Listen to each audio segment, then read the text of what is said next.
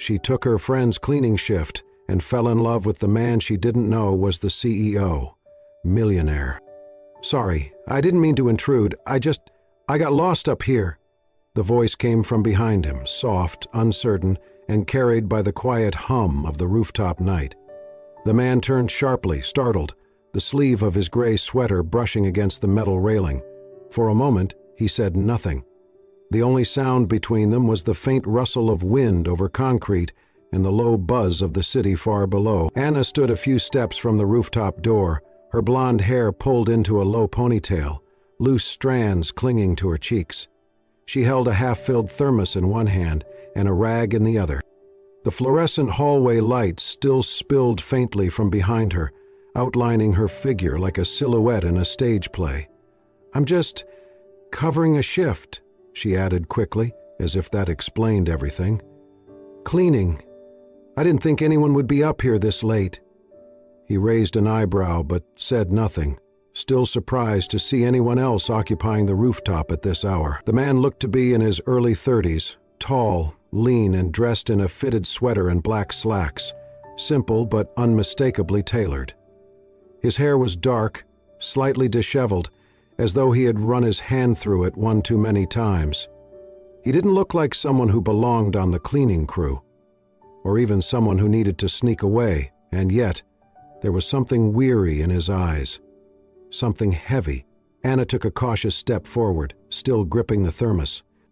"I'll go if I'm not supposed to be here." The man shook his head slowly. "No," he said, his voice quieter now. "Stay." "I was just leaving anyway." But he did not move. Instead, he leaned back against the railing and looked out over the city. The skyline shimmered, windows glowing like lanterns, headlights tracing invisible threads below. Anna followed his gaze, then stepped toward the bench near the corner of the rooftop, sitting slowly. She poured tea from the thermos into the lid, steam curling up like a breath she did not know she had been holding. She took a sip and exhaled. "It's beautiful up here," she said, more to herself than to him. The man nodded. "Yeah, it is." Silence stretched between them again, not awkward, just unspoken. Anna glanced sideways, curiosity getting the better of her. "You work here?" "In a way." She waited, but he didn't elaborate. "I'm Anna," she offered, unsure why she was bothering to fill the silence. "I usually clean offices, medical clinics, but tonight my friend got sick and asked me to take her shift. First time in this building." The man turned his head slightly, studying her for a beat too long before responding. "You always drink tea after cleaning?" "You always drink tea after cleaning," she smiled faintly. "Just when the city looks like this." There was something fragile in the air, like if either of them spoke too loudly, the night would break apart. He looked back out over the city. "I didn't come up here to be found," he said quietly. "But I guess I'm not the only one hiding tonight." Anna blinked. The word struck her harder than she expected. "Are you hiding?" she asked. He chuckled once, without humor. "Isn't everyone?" For a moment, Anna saw through the clean lines of his clothes, past the calm exterior. There was weight in his shoulders, as though the world pressed down harder on him than most. She looked away, back at the skyline. "I wasn't hiding," she whispered. "At least not when I started, but maybe I stayed longer than I needed to." He said nothing. "I used to dream about city lights like this," she continued. "When I was a kid, I thought they meant life was happening, somewhere far from where I was, somewhere worth reaching." The man glanced at her again, his expression unreadable. Then he nodded once. "They still mean that," he said, "but it gets harder to see when you're already in them." Anna sipped her tea in silence. She should have left already. She had another job in the morning, a mother to check on, rent to calculate. But somehow, sitting here next to a stranger who spoke like a mirror felt like the most real thing she had done all day. He checked his watch, then stood. "I should go," he said, but as he walked past her, he paused. "You have good taste in hiding places." She looked up, half smiling. "You too." He turned, just before the door, and said, almost like an afterthought, "I'm Ethan." Then he disappeared down the stairwell, and the night swallowed the sound of the closing door. Anna sat a while longer, the tea cooling in her hand, the city still glittering like 1,000 small promises. She whispered his name once. Ethan. And for the first time in a long time, she did not feel alone. The second time she saw him, she almost thought it was coincidence. Anna had returned to the same building the following Thursday night. Her friend had asked her again, another shift she could not cover, and Anna, needing the extra pay, had agreed without hesitation.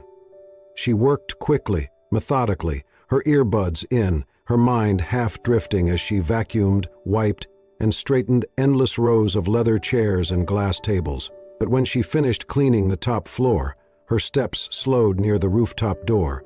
Her fingers hesitated on the handle, and then she pushed it open. The sky was a deeper blue than last time, more clouds stretching across the horizon like faded brushstrokes. The city hummed below. She stepped out, expecting to be alone, but he was already there. Ethan sat on the edge of the rooftop bench, a book in his lap, a small travel mug resting near his feet. His expression was unreadable, calm but distant, his eyes fixed on the skyline.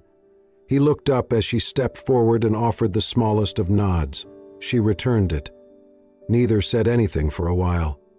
She settled on the opposite end of the bench, unscrewed her thermos, and poured 2 cups of tea, placing one beside him without a word. He looked at the cup, then at her, and accepted it with the barest lift of his lips, somewhere between a smile and a thank you. They sat in silence, the wind catching loose strands of her hair and tugging them across her face. She tucked them behind her ear and breathed in the cool air. "You come up here often?" she asked finally. Ethan glanced at her. "Only when I need to remember I'm small." She smiled at that. "It helps, doesn't it?" He nodded, taking a sip from the cup. From that night forward, it became an unspoken tradition. Each week she worked that shift, and each week he was there, sometimes before her, sometimes arriving moments after. They never made plans, never texted, but somehow they always ended up on that rooftop together, sharing tea and silence and stories not meant for daylight. He always brought a book, she always brought extra tea. They talked in pieces, about the wind and how it changed the mood of the night, about which lights blinked out first in the skyline, about moments when they felt like disappearing. Anna told him about her mother, once a high school literature teacher who could quote Dickinson and Frost in her sleep. Now she could not remember her own birthday. Anna had put off college, put away scholarships, stayed behind to care for her. "She still calls me Pumpkin," Anna said one night, her voice quiet, "even when she forgets my name." Ethan had listened, unmoving. Then he offered softly, "Maybe that's how she remembers love, even when the rest fades." Anna blinked, caught off guard. No one had ever said it like that before. Another night, he told her something he had never told anyone outside his boardroom. "I used to think I was born to carry everything," he said, his tone distant. "The company, expectations, legacies. Like it was a crown I never chose but had to wear anyway." Anna looked at him, surprised. "And now?" He hesitated, then let out a slow breath. "Now I realize maybe the world doesn't need me as much as I thought." He said it with a soft, self-deprecating laugh, like he was shedding a weight he had carried for far too long. Anna smiled, not out of pity but understanding. "You know," she said, "sometimes the world doesn't need you to save it. It just needs someone to sit with for a while." They both chuckled, low and genuine. It was the first time they truly laughed together. Neither of them noticed how long they stayed that night. The city carried on beneath them, blinking, moving, pulsing with life, and for once they did not feel like they were drowning in it. They felt steady, safe, not because the world had changed, but because, somehow, in that quiet rooftop space, with chipped concrete and a view of 1,000 lights, 2 strangers had stopped being strangers. And that, for both of them, was the first step towards something neither dared name. Anna was not sure when it started feeling normal. this silent rhythm of work, followed by whispers of warmth under the stars. Every night she covered that shift, she expected him now, and every night, without fail, he came. Ethan never said he was coming, never asked permission. He would simply appear, always after her last task was done, and wordlessly offer to help. At first it was little things, straightening chairs, emptying bins. Then one night he was there, already holding a window cloth, waiting. "You missed a spot," he said, nodding toward the glass. Anna gave him a look, half amused, half suspicious. "You always carry glass cleaner in your pocket, stranger?" "Only when I sense poor technique," he replied with a faint grin. She laughed, and something inside him visibly relaxed. One night, while wiping down the elevator hall, Anna took a step too fast on a still wet patch of tile. Her foot slipped. In a blink, she felt herself tilting back, heart flying into her throat, when suddenly arms caught her mid-fall. "Whoa, Ethan!" Ethan pulled her toward him, one hand bracing her lower back, the other gripping her arm. She was so close she could feel his breath. Her eyes locked with his, and for a few seconds neither of them moved. His brows were furrowed, not from anger, but something deeper. Worry, maybe even fear. Her voice came out softer than she expected. I didn't mean to." "Don't," he said gently, his voice raw. "Just don't fall when I'm here. I'm not built to watch something else break." Anna blinked. The words sank into her slowly. They weren't about the fall, or even the floor. Ethan helped her stand straight again, his hand lingering for a moment longer than it needed to. Then he stepped back, suddenly composed. They didn't speak of it, but later that night, as they sat on the rooftop sipping lukewarm tea, Anna turned to him and asked, "Have you ever lost something that made you afraid to hold anything again?" Ethan looked at her for a long time. His face, so often masked in gentle humor or quiet composure, softened with an ache he didn't bother to hide.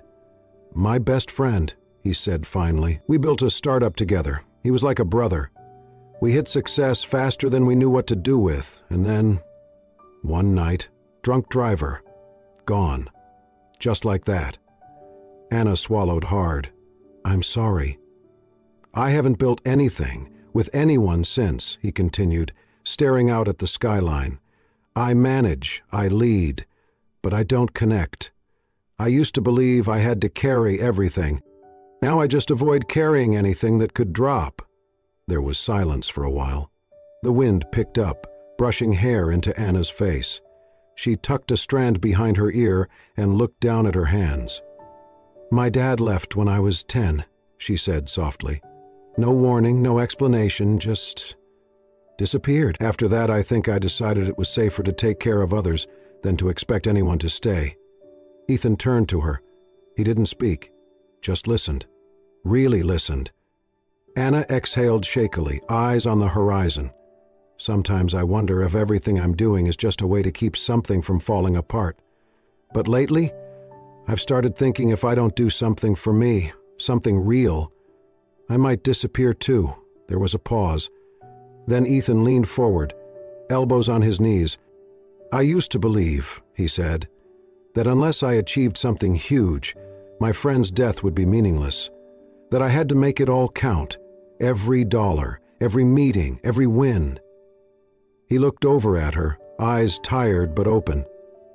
"But what's the point," he whispered, "if you have no one to share the wins with?" Anna reached out without thinking, her hand resting gently on his shoulder. "Sometimes," she said, "the stars aren't there to remind you how small you are. Maybe they're there to remind you someone's watching, someone's proud." Neither of them smiled, not really.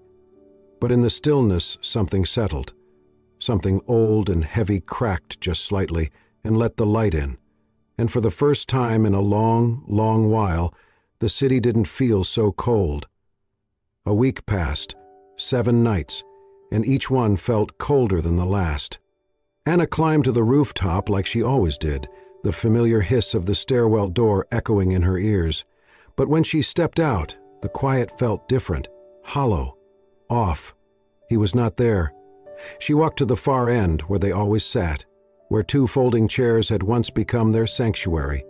Only one chair remained now, rusted and folded against the wall. Her thermos sat untouched on the ledge, and beside it, tucked under the handle, was a folded piece of paper.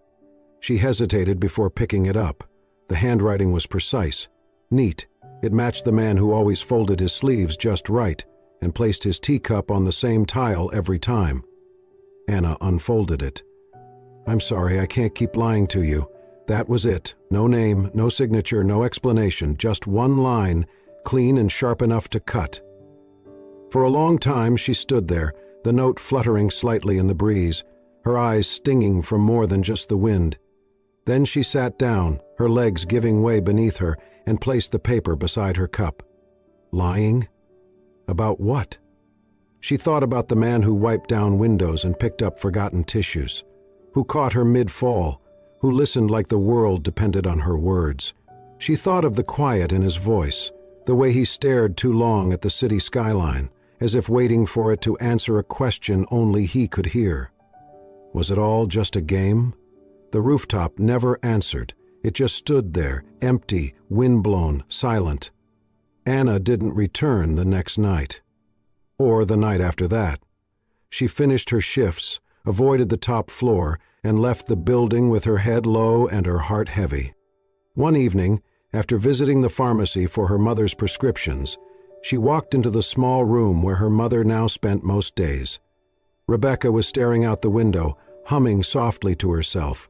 Anna sat beside her and handed her a warm cup of tea. Outside, the city pulsed with light and movement, but inside, everything felt still. "I used to think," Anna said aloud, though she wasn't sure her mother could hear, "that maybe, if I did everything right, something good would finally stay." Rebecca blinked, but didn't respond. Anna looked down at her hands. They smelled faintly of bleach and lavender. Her nails were chipped. Her chest ached, not from illness, but from silence. "I met someone," she whispered. "He felt real, and then he left like he was never there." A pause, a deep breath. I should have known better. Outside the window, the lights stretched on forever. Thousands of windows glowing in the dark, each one a story she would never hear. And for the first time in weeks, Anna didn't cry. She just sat quietly, her fingers wrapped around her cup, and let the stillness settle in her bones. It was the kind of heartbreak that did not scream. It simply stayed, like an echo in the hollow of your chest, soft and aching. And somewhere beneath that ache, a question took shape. Who had he really been? It was just another shift, at least. That was what Anna told herself. She had received the assignment by chance. Her usual cleaning route had changed due to a scheduling swap, and now, for the first time, she was responsible for the executive floor, the 39th, the top of the tower. She swiped her badge and the glass doors slid open with a hiss. Marble floors gleamed under soft lighting. The air smelled faintly of cedar and something expensive she could not name. Her sneakers squeaked quietly as she stepped inside. The room at the end of the corridor had a plaque on the door, CEO. She pushed it open carefully. The office was massive. Floor-to-ceiling windows revealed the skyline she had stared at from the rooftop so many nights. The furnishings were sleek, modern, clean, impersonal. Except for one thing. On the corner of the large oak desk sat a silver photo frame. Anna moved closer, her hand trembling slightly as she reached to wipe dust from the surface, and then she froze. It was him, Ethan, standing in the photo dressed in a tailored suit, smiling politely beside two older men, during what looked like a corporate gala. Her breath hitched. She stepped back, her mind racing. It did not make sense. He had told her nothing of this, not his name, not his world, not the fact that he ran the very building she cleaned. Her hands clenched at her sides. "He knew," she whispered. "He knew exactly who I was, and I didn't even know his name." Everything about their nights together on the rooftop flooded back. The tea, the silence, The way he had looked at her like she was something he could never quite believe in. The man who helped her clean, who caught her mid-fall, was the same man who sat behind this desk, commanding boardrooms and fortunes. Her stomach turned. Was she just another experiment to him? A way to feel human again while slumming among the staff? She turned sharply and rushed out, unable to breathe in that office a moment longer. Later that day, as she walked through the glass atrium on the ground floor, her cart of cleaning supplies rattling along the polished tile, she heard footsteps. She glanced up and saw him. Ethan. He stood on the far end of the lobby, a briefcase in one hand, a coat slung over his arm. Their eyes met. In that moment, the entire world seemed to hush. His expression shifted instantly. Shock, then relief, then something softer, hopeful. Anna's heart pounded. Her hand gripped the cart tighter.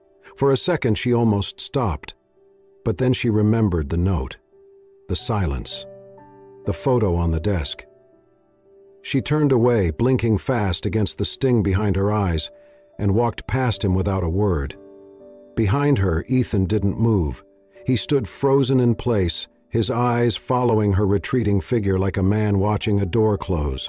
Slowly, inevitably. He didn't call out, didn't chase after her.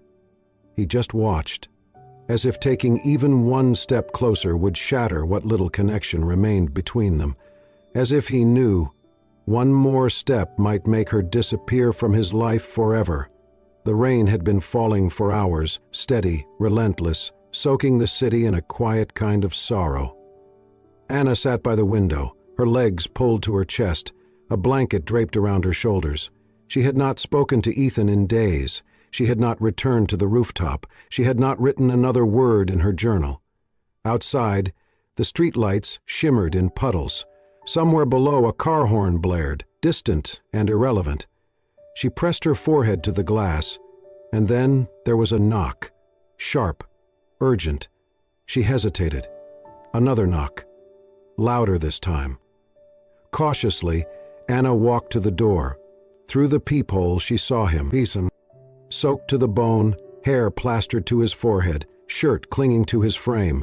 In his hands, trembling slightly, was a familiar silver thermos. She didn't open the door, not yet. He took a breath and spoke, voice muffled but steady. I didn't come here to explain everything. I know I should have told you.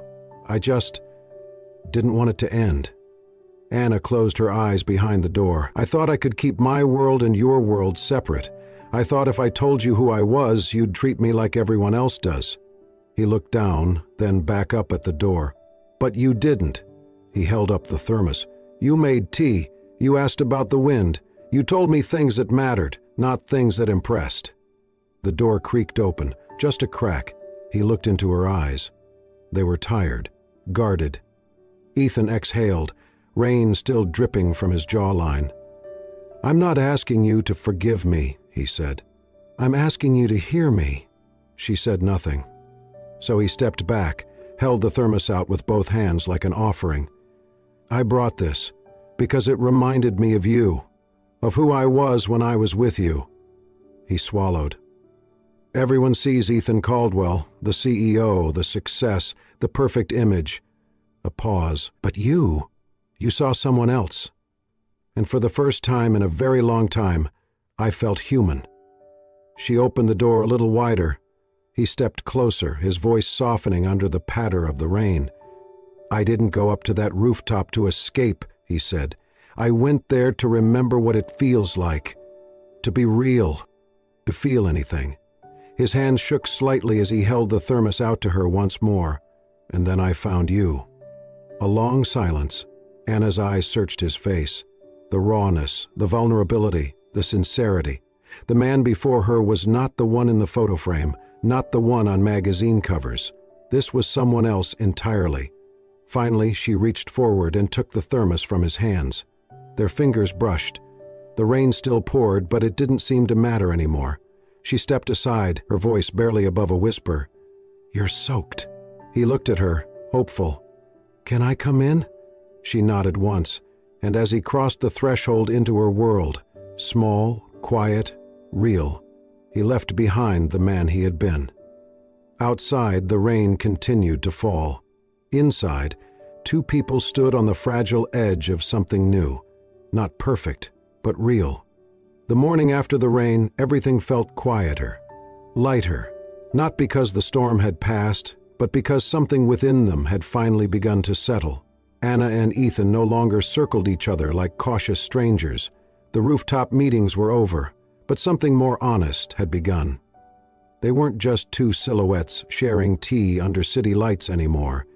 They were people, with jobs and responsibilities, with aching mothers and fractured histories. They only ended up here. They started showing up in each other's real lives. On a gray Thursday afternoon, Anna brought Ethan with her to the nursing home where her mother lived. The visit was quiet. No big declarations, no hand-holding, just Ethan sitting beside Anna in a worn-out armchair as her mother, Rebecca, read softly from a book of poetry, her voice wavering but proud. Ethan didn't interrupt. He didn't fidget or check his phone. He listened. The next day, a package arrived for Rebecca. It was a reprinted edition of an old, out-of-print short story collection. The author? Rebecca Wallace, her mother, once a celebrated writer. Inside the front cover was a handwritten message to the woman whose words still echo, from someone still learning to listen.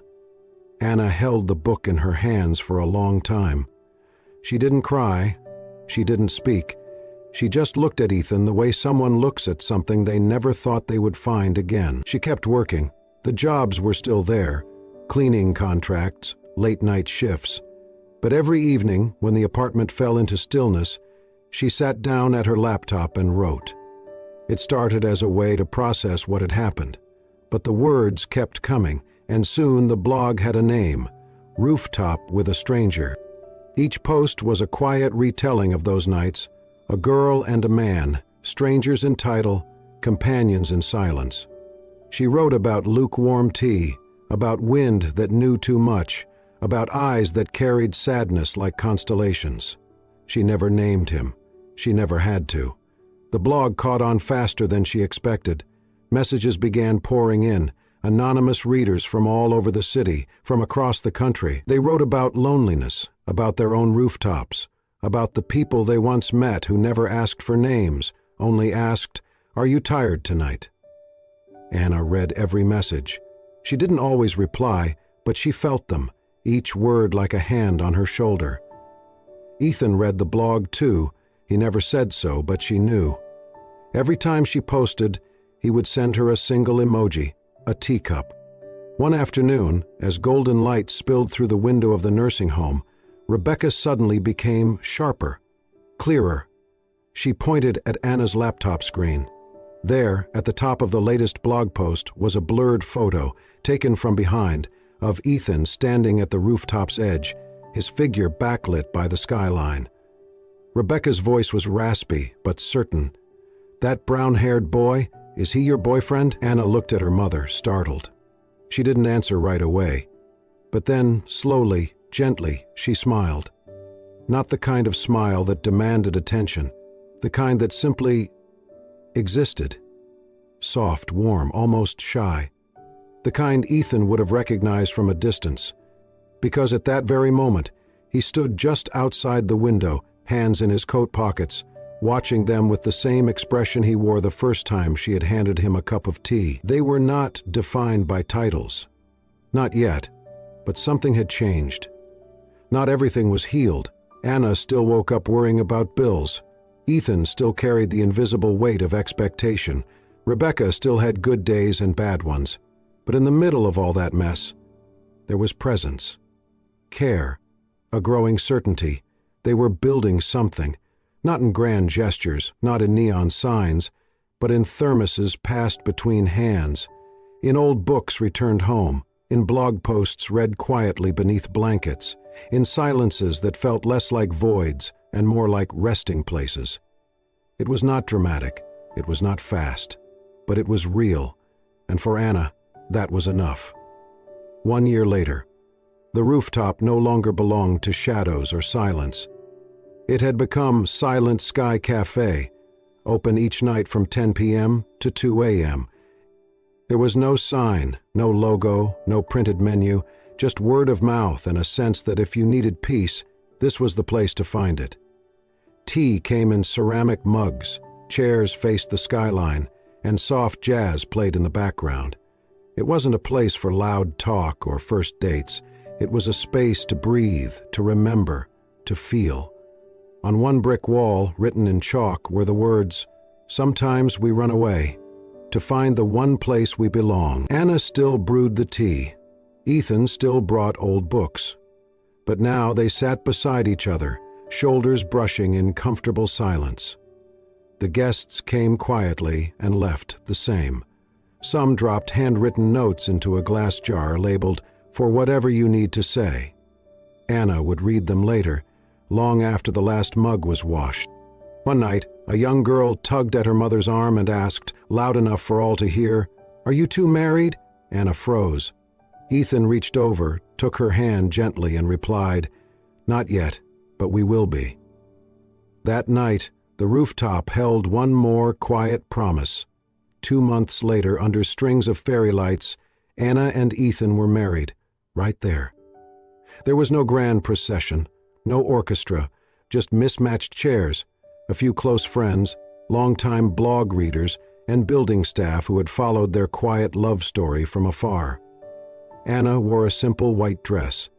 Ethan, a gray shirt and linen blazer, the same as the night they first met. Rebecca, her mother, sat in the front row, clear-eyed and steady, holding Anna's hand and her favorite poetry book. When asked if they had words to share, Ethan spoke first. "You weren't someone I planned for," he said, "but you're the one I'll never plan life without." Anna followed, voice trembling with laughter and love. "You're the one thing I didn't build, but the one thing I want to keep." They exchanged rings beneath a sky of gold and lavender. When they kissed, the rooftop filled with gentle applause and the distant hum of city traffic. There was no viral post, no photographer, just music, tea, and quiet joy, the kind of wedding you remember not for its size, but for how deeply it settles in your heart. Later that night, after most guests had gone, Anna found a note folded on a table near the rooftop's edge. It read, "Thank you for creating a place that healed me." No name, just that. She folded it and slipped it into her pocket, because she understood. This story was no longer just hers or Ethan's. It belonged to everyone who had come looking for quiet, for healing, for someone to sit beside. And in the golden glow of string lights and soft music, Anna and Ethan sat close, hands clasped. They had run away from noise, from fear, from past hurts, and found each other, exactly where they belonged, together. If this story touched your heart, if it made you believe, even just for a moment, that love can find us in the quietest corners, and that healing often begins with a single, shared silence, then we invite you to stay connected. At Soul Stirring Stories, we bring you tales that warm the spirit, inspire the heart, and remind us all of the beauty in unexpected connections. Don't forget to like, comment, and most importantly, subscribe to our channel so you never miss another story that might just change the way you see the world. Because sometimes, the story you didn't know you needed is waiting just one click away. Thank you for watching. We'll see you in the next soul-stirring journey.